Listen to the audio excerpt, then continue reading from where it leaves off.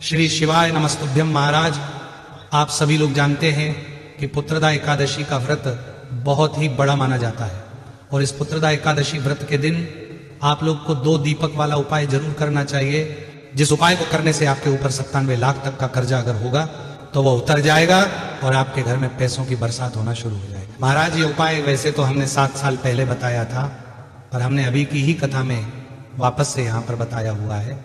इसलिए इस पुत्रदा एकादशी के दिन, जो कि साल के आखिरी दिन पर पड़ रही है, आप इस दिन ये 2 दीपक वाला उपाय जरूर करें। महाराज, यह उपाय घर का कोई भी एक बड़ा सदस्य कर सकता है। विशेष रूप से घर की जो बड़ी माताएं बहनें होगी, उनमें से कोई भी एक माता बहन इस उपाय को कर सकती है। महाराज, ये उपाय आपको शाम के समय प्रदोष काल में करना है। लगभग शाम को 6 बजे से 7 बजे के बीच में आप ये उपाय कर सकते हैं। महाराज, इस उपाय को करने के लिए आपको 4 दीपक तैयार करने होंगे।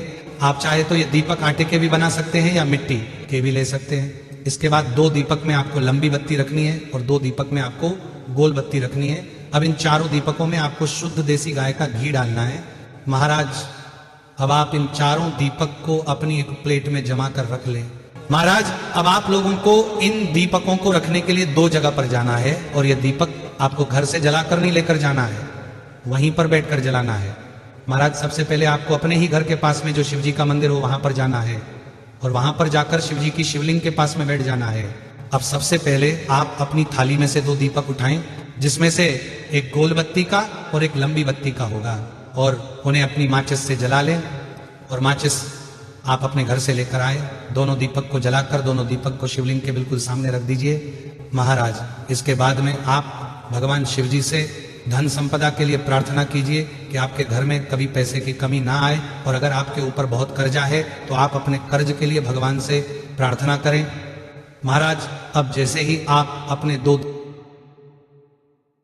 उसके बाद भगवान शिव जी से प्रार्थना करके पैर पड़कर आप वहां से बाहर निकल जाए और अब अपने बचे हुए 2 दीपक को लेकर सीधा किसी भी बड़े वाले बेलपत्र के पेड़ के नीचे पहुंच जाए।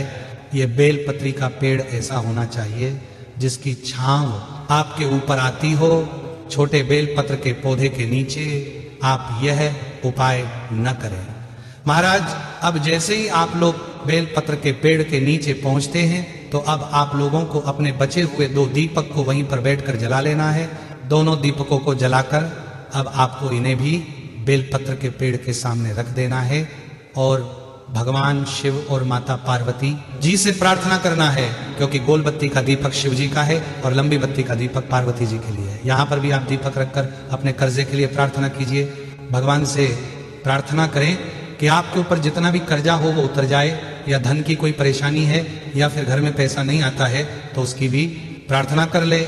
महाराज, इसके बाद आप वहां से उठकर सीधा अपने घर आ जाए और यहाँ पर आपका ये 2 दीपक वाला उपाय पूरा हो जाता है। ये उपाय करने से बहुत सारे लोगों को बहुत बड़ा फायदा हुआ है, बहुत लोगों का कर्ज उतर गया है, बहुत लोगों के घर में पैसा आना शुरू हो गया है। तो आप भी इस उपाय को करके जरूर देखें और इसका फल जरूर प्राप्त करें। महाराज, इसके अलावा अगर इस 2 दीपक वाले उपाय को करने में आपको कोई भी परेशानी आती है तो आप हमसे कमेंट करके पूछ सकते हैं। और आप हमारी ये वीडियो कहाँ से देख रहे हैं, कमेंट पर जरूर बताएं। श्री शिवाय नमस्तुभ्यम। महाराज।